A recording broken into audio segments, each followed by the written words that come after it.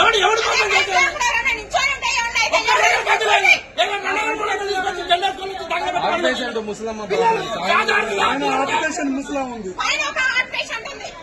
పిల్లలు అందరు ముసలాళ్ళు వాళ్ళు వీళ్ళు ఉన్నారు.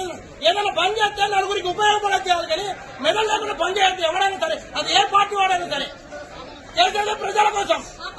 ప్రజల కోసం ఇదేనా చేసేది? ఇదే పద్ధతి. యాక్సిడెంట్ వస్తారు దాన్ని చూడమను. ముందు ఆ రోడ్డు బాగా ఎంతమంది చెప్పు ఇదే పార్టీని.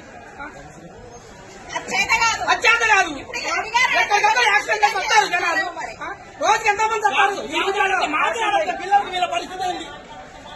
అవి చేతలు చేతడం అవి చేతమని చేతలంటే ఆ పార్టీ ఏదంటే సెంటర్ లో చేసుకోవాలా? చట్టం ఉంది, చట్టం ప్రకారం చేసుకోవాల్సింది మీరు.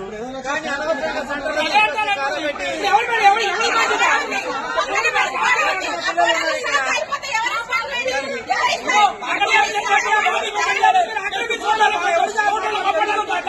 అంతే. ఇక్కడ పిల్లలు మరి పక్కన ఇల్లు ఉన్నాయి, తగల పడతారు. ఏమరికి ఏం పరిస్థితి తెలవదు మనకే. అదే కరెంట్ వాడిని తెగినాయి. అదే అదే కరెంట్ ఆఫ్ ఉండదు, ఆన్ లో ఉంటది.